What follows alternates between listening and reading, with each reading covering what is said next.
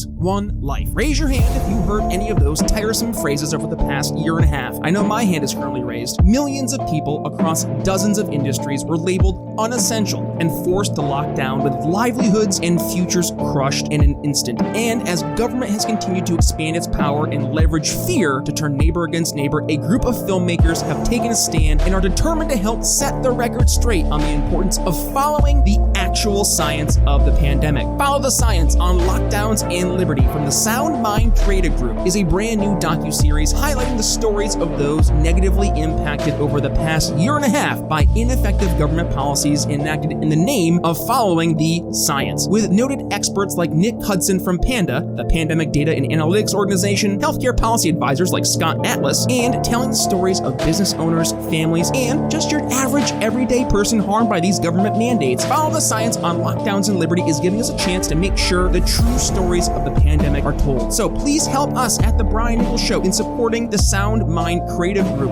With noted figures in the Liberty movement like Dr. Tom Woods donating thousands of their own dollars to this project, you know just how important this project is. So head to briannicholsshow.com/follow the science to donate and catch their brand new trailer to the docuseries one more time. That's briannicholsshow.com/follow the science. We can become great at doing the things that we do well, the things that we focus on. Like I think our audience is great at selling liberty. I think we have been amazing at doing that.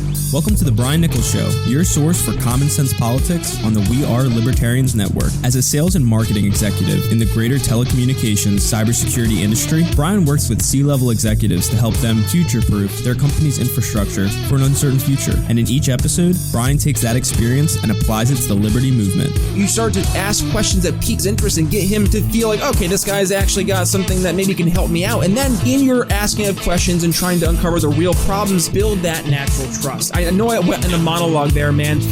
Instead of focusing on simply winning arguments or being right, we're teaching the basic fundamentals of sales and their application in the world of politics, showing you how to ask better questions, tell better stories, and ultimately change people's minds. And now, your host, Brian Nichols. Well, happy Sunday there, folks. Brian Nichols here on The Brian Nichols Show, and thank you for joining us on, of course, another fun-filled episode.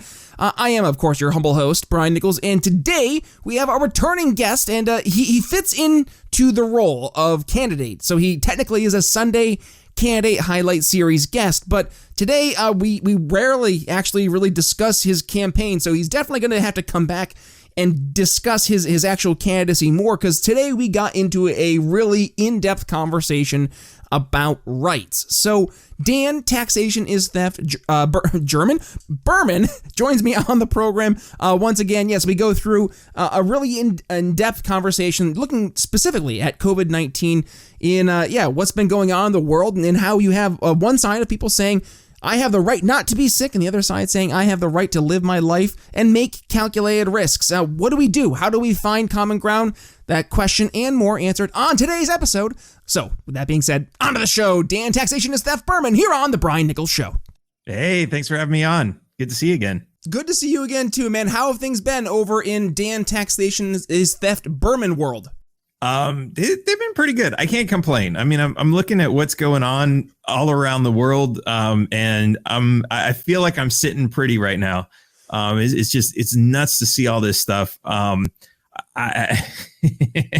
don't know. We'll get into that, but yeah, I'm doing pretty good out where I am.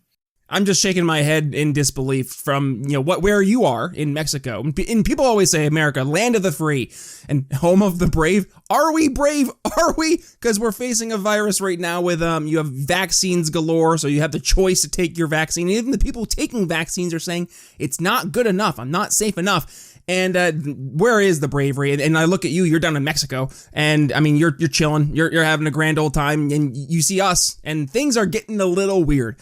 And this is kind of going into the topic we want to talk about today, because you reached out originally on Twitter. You were saying to people, hey, I'm looking to get in some podcasts. And I said, hey, Dan, I know a show you can get on. And when we were talking beforehand about what to talk about today, we were kind of digging into just the idea of what's happening in the world right now, where I think we figured it out. I think we figured out what's the problem, Dan, is that we have a different definition as people of what what are rights. And I think that's what we're going to do is today we're going to have to talk about those pesky things called rights. And let's look at it through the lens of society right now, particularly what just happened over the past almost 2 years, COVID-19. You have one side that we hear you have the right not to get sick. I have the right to avoid all risk in life because that's my right.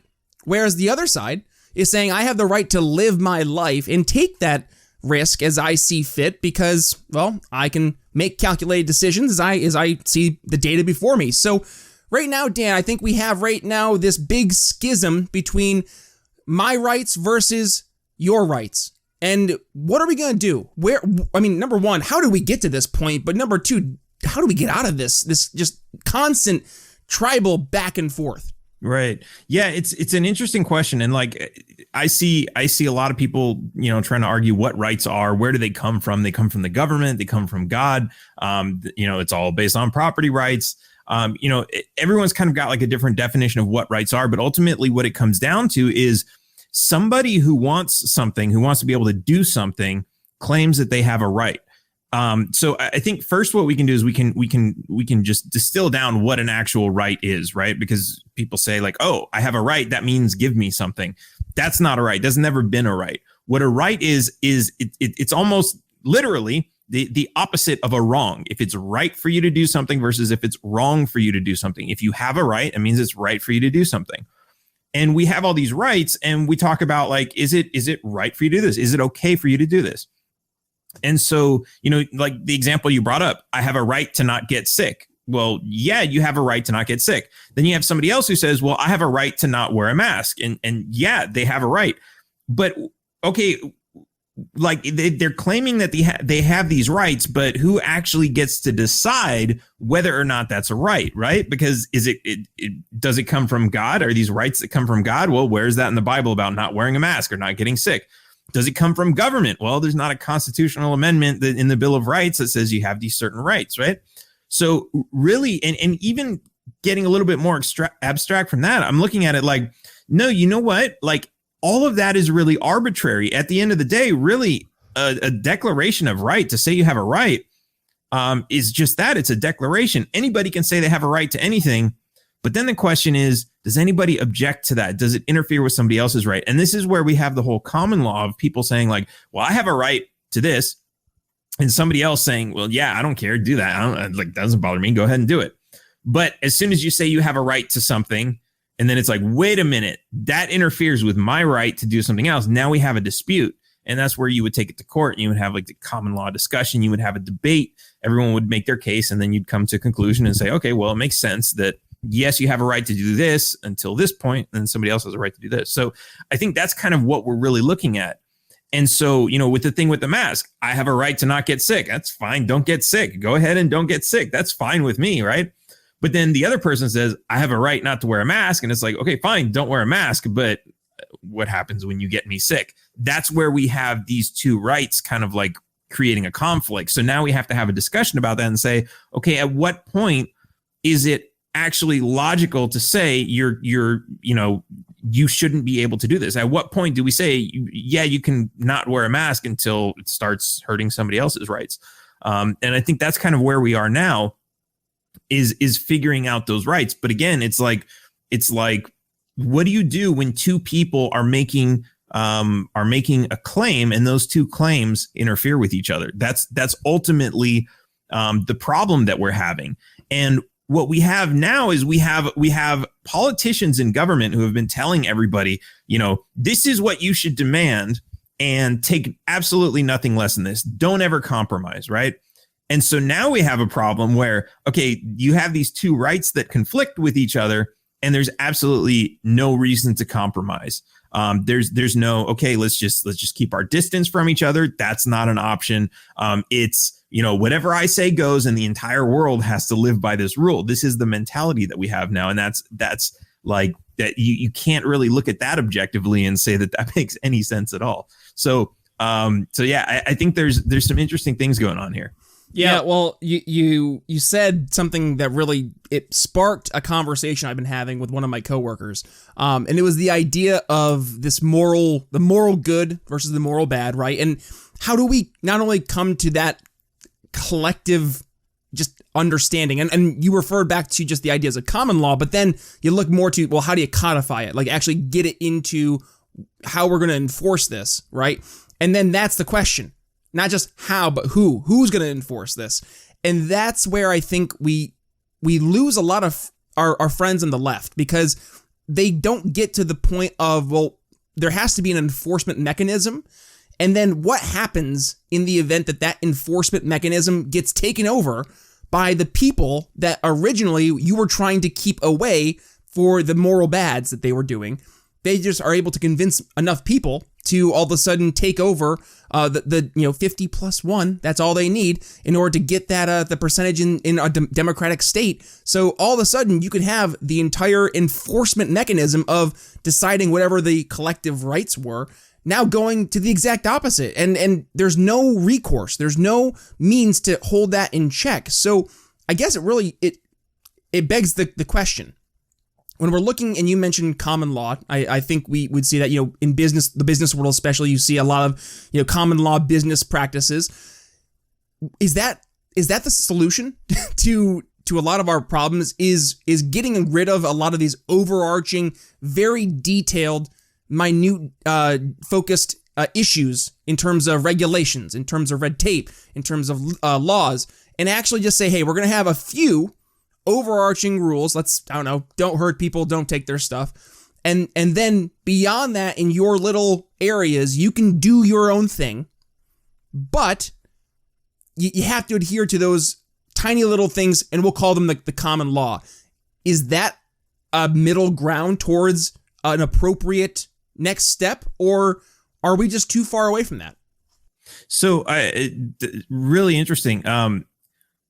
So, yeah, I mean, first of all, I think we should get rid of all of these codified laws, because ultimately what these do is, okay, let's say somebody manufactures a product and I buy this product, and the product ends up like malfunctioning and blowing up and taking my arm off, right? I would go to the company and I would say, hey, you guys gave me this product and told me it was safe, and it ended up taking my arm off. And we can't have that, right? You can't go around saying that these products are safe and they're not. This is fraud. This is you violated my rights to my right to keep my arm by lying about it, right?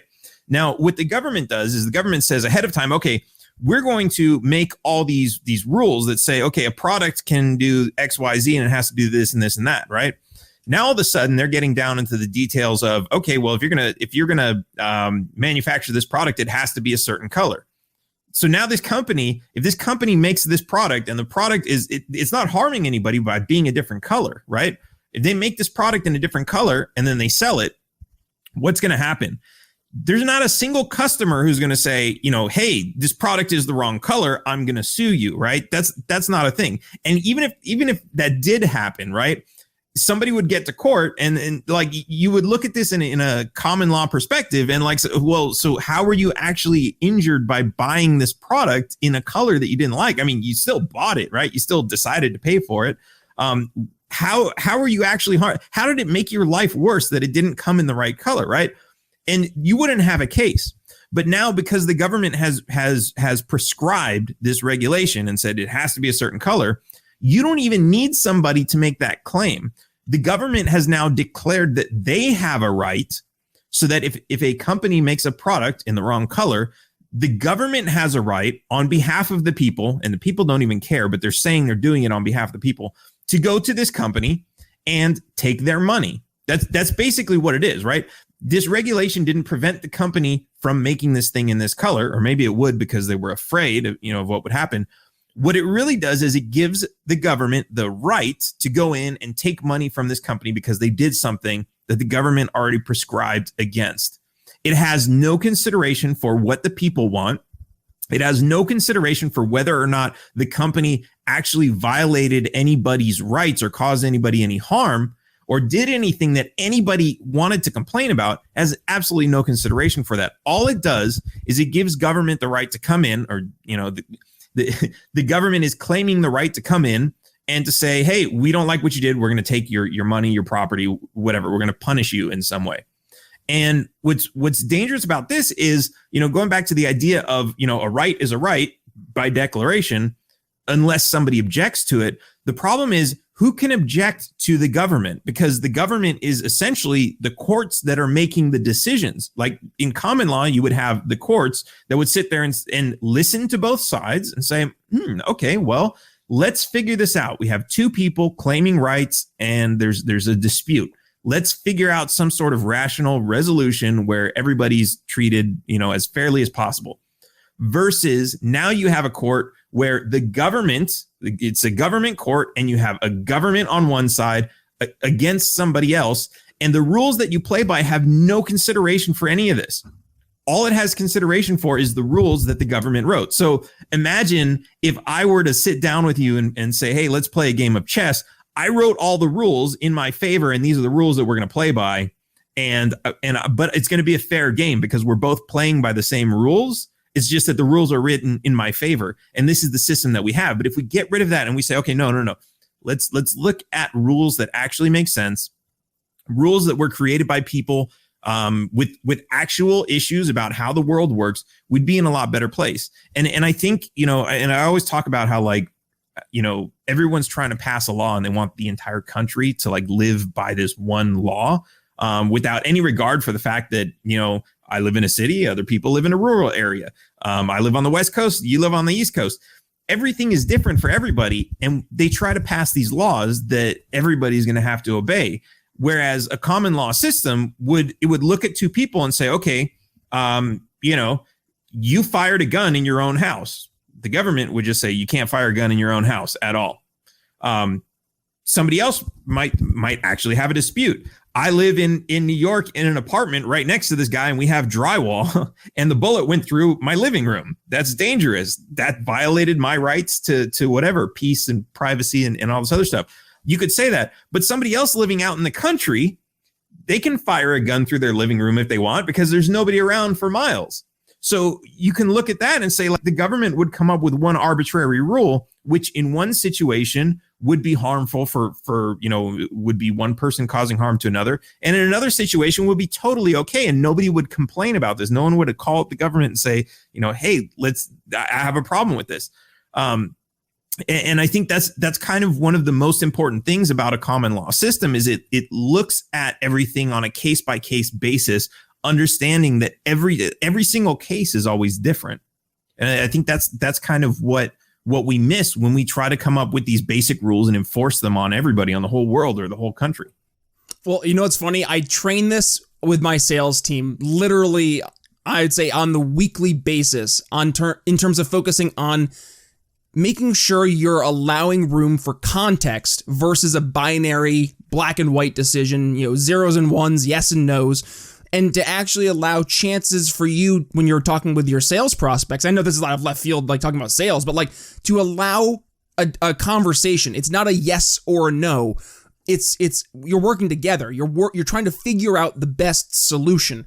And if you come in just trying to push this is the right solution because I say it is, then you're going to turn somebody off. The same thing is true when we look at what you're just talking about in terms of government, is if you have just that yes or no, okay, you fired the gun in your house, well, because it says in the book that this is wrong, we're going to put you in a cage now.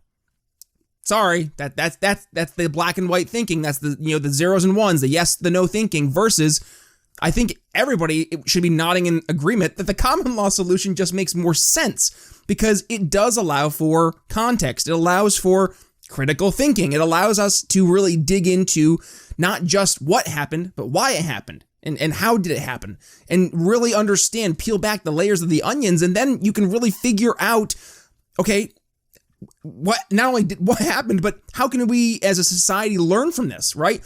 If you have a situation, and let's make it real.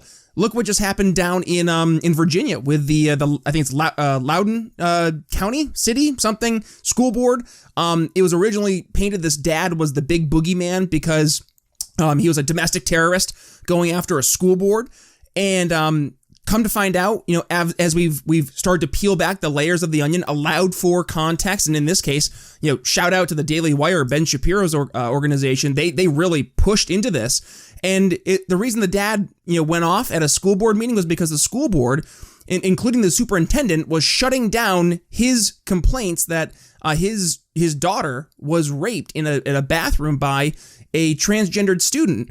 And they made it seem not only like he was, not talking about anything that was really anything that actually happened, but they were saying they didn't even have documented proof of it happening, and there was no reports of it happening. But lo and behold, now we see that there was emails sent out from the superintendent documenting, saying yes, that this did happen. We've seen that the dad was upset because his actual issues that he was bringing to the table weren't being heard with that context. So we're seeing why this is important. We're seeing that this is the most, I would say, common sense solution, common law.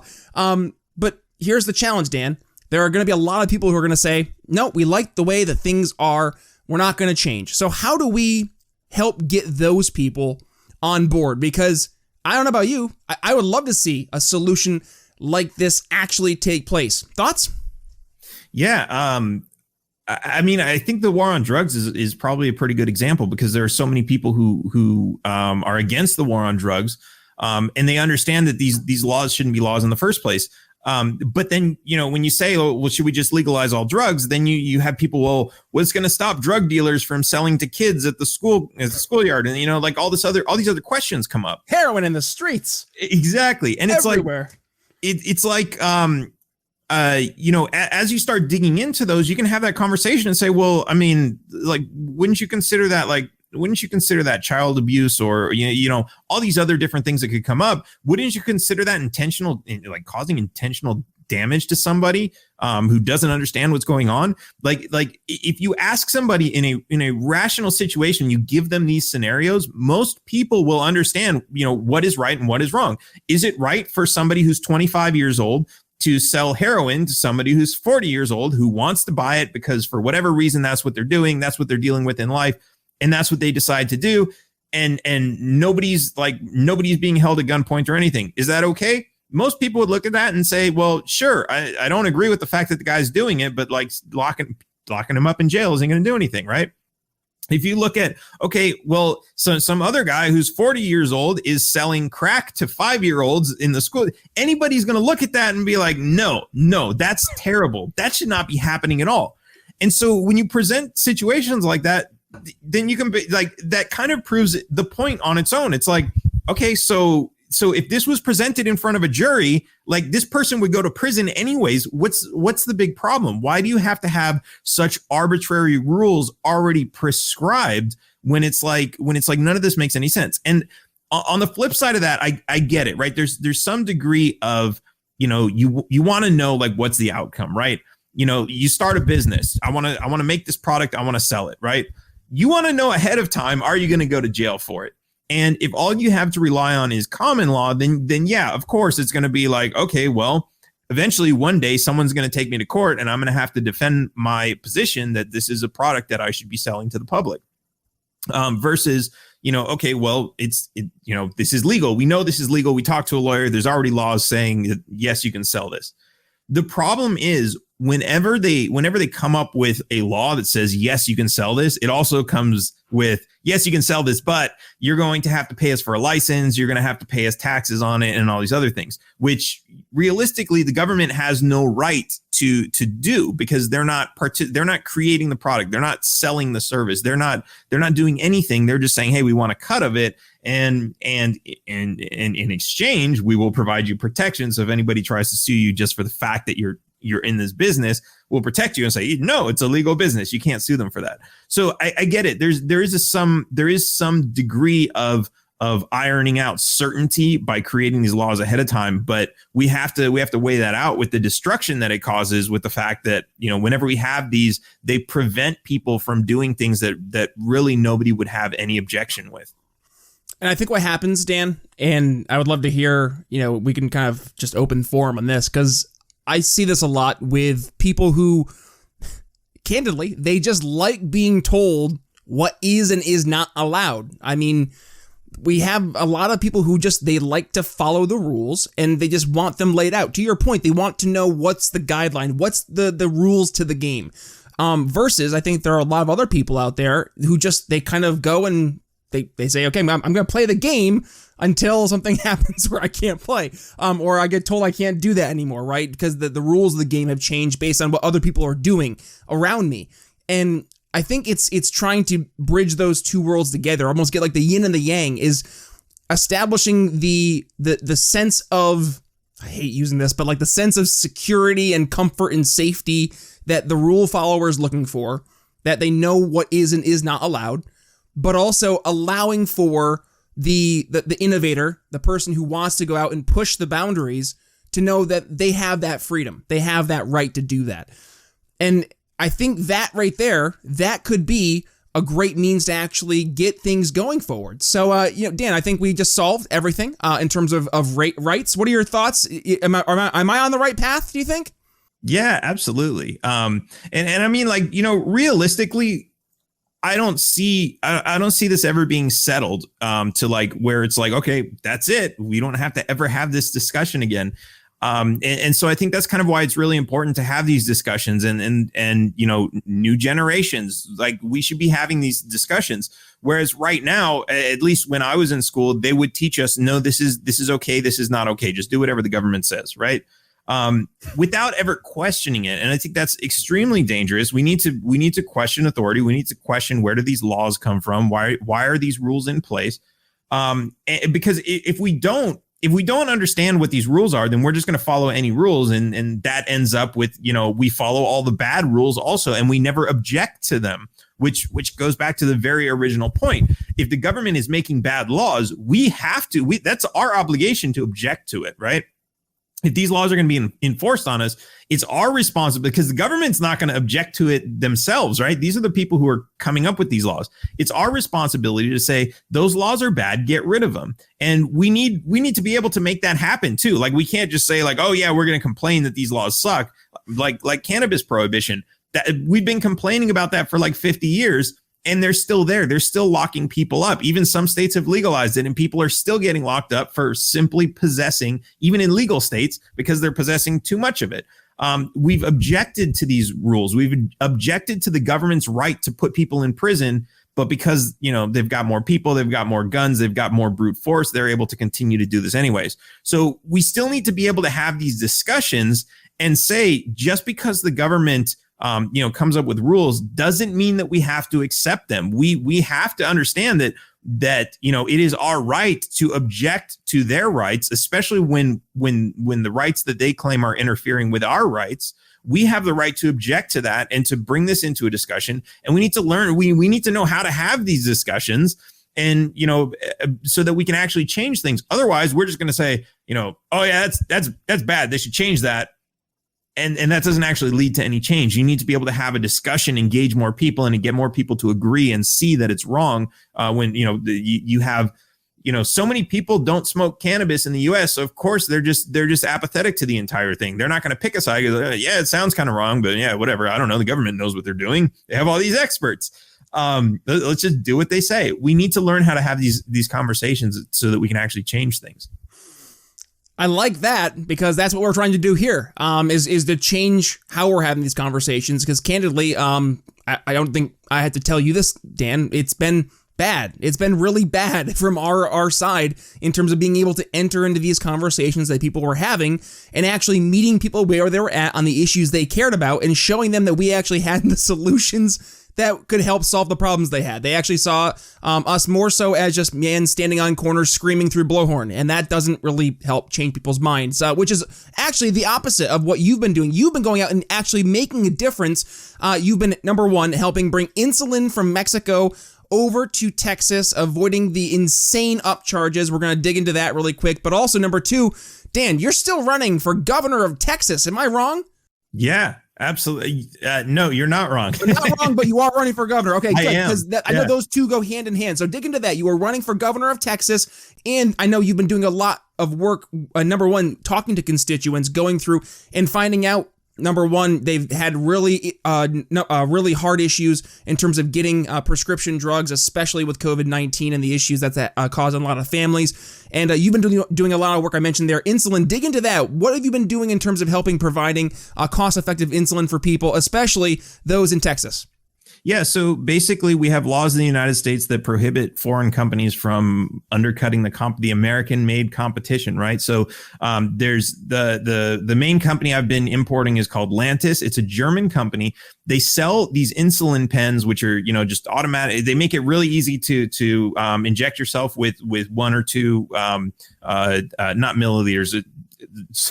Very small units of insulin, and it's very easy. And these things cost $100 in the U.S. I think they're 3 milliliter pens, right? So it's not a whole lot, but they cost $100. Now in Mexico and Canada, these exact same pens from the exact same manufacturer cost $12. And so what I've been doing is I've been buying them in Mexico and bringing them to the United States. Come to find out, you don't even need a prescription in Mexico to buy these. And, we're told in the United States, oh, well, you need prescriptions because that prevents people from overdosing and abusing these drugs. There's no epidemic of people in Mexico saying like, hey, let's get some insulin and let's get high. That doesn't happen. That's not a thing. Instead, what they're doing is they're basically protecting this monopoly, this cartel, so that they can charge higher prices, so that the doctors can get a cut, because you got to go see the doctor once or twice a year to renew the prescription. Your prescription. That's right. This is what the whole system is. And this is just one aspect of it. But everything that we do, the reason why healthcare is so unaffordable in the United States is because of all these rules. And so what I'm doing is I'm basically putting my life on the line and breaking the law so that I can help some people and also point out that this is what needs to change. And people can say, they say this all day. It's the greedy corporations and they just want to charge too much and all this other stuff. Yeah, but these corporations are just as greedy in Canada and Mexico as they are in the United States. The only difference is the United States has laws in place that allow them to extort us for even more money. And if you get rid of these laws, you don't need more regulations. You don't need price fixing. You don't need to come in and tell these companies, oh, you need to lower your prices below. You don't need any of that stuff. All you need to do is get rid of the laws that are allowing them to operate without competition and jack their prices. That's all that needs to happen. So yeah, this is one of the big things that I'm working with. We have an organization called Free Healthcare. It's freehealthcareamerica.org. And we talk about all these different policies that are screwing the healthcare system. We don't need socialized medicine. What we need to do is lower the price. I mean, with socialized medicine, the big pharma and the big healthcare industry would love socialized healthcare, because all it does is it charges the taxpayers more money so that they can afford to pay these ridiculously high prices, and more people and then they get to jack up their rates and pay even more for it because the government has to pay for it. And there's no way to say, well, I don't need that service. It's the government's already paying for it. But you know what it doesn't do? It doesn't create more doctors. It doesn't create more nurses. It doesn't do any of that. And right now what we have is we have a shortage of all this stuff, which is why the lines are long and the prices are high, because we have a shortage of doctors and nurses. We have fully qualified people here that have come from other countries that aren't able to work because the government says no. We have fully qualified people who are graduating from universities who are not allowed to practice because the government says no. We have regulations that are literally restricting the supply of doctors and medicines and everything else.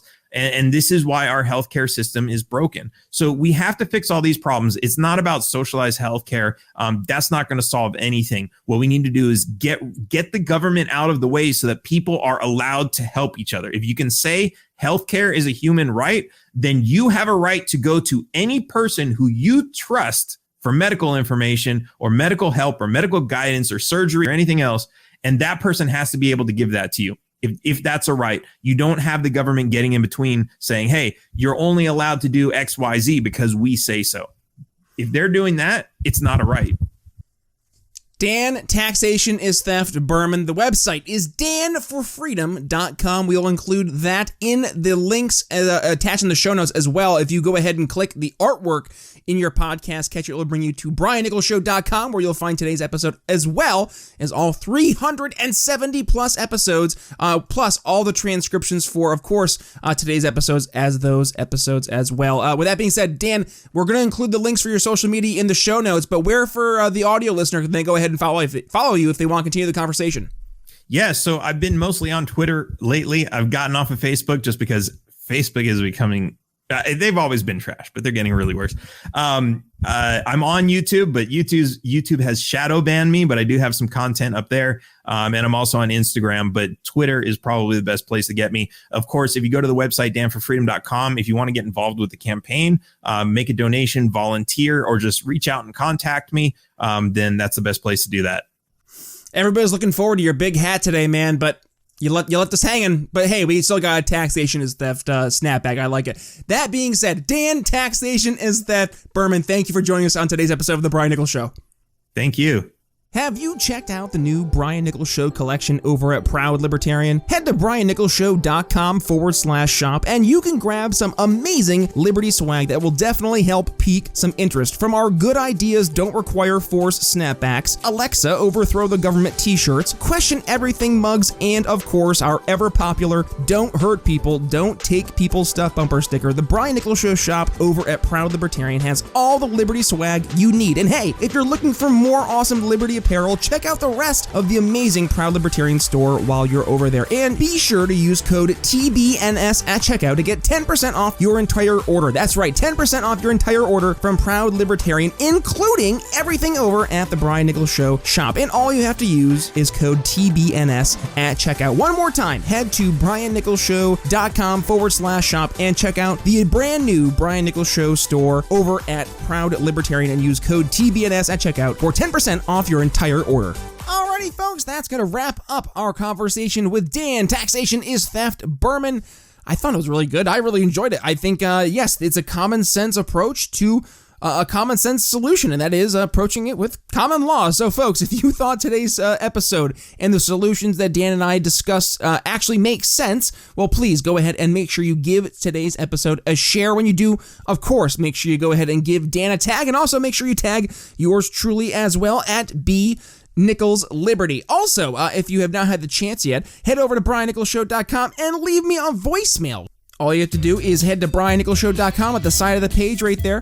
Click the little icon. It looks like a little microphone. And yes, leave us a quick voicemail and I will play it here on the episode after one of our interviews or during one of our conversations with either Jeremy or Chris. Which, speaking of which, coming up on Monday, yes, the man, the myth, the legend, Jeremy Todd returns to the program. By the way, if you did not get the chance yet, check out our second episode of Sell Liberty that aired yesterday, Saturday. But yes, Jeremy Todd returns to the program. We're talking sales, and also we're going to dig into a couple other things that have been happening in the Sell Liberty world. So make sure you've hit the subscribe button so you're not missing a single time we have all 7 of our Brian Nichols Show episodes hitting your podcast feed. So that being said, it's Brian Nichols signing off for Dan, Taxation is Theft, Behrman. We'll see you tomorrow.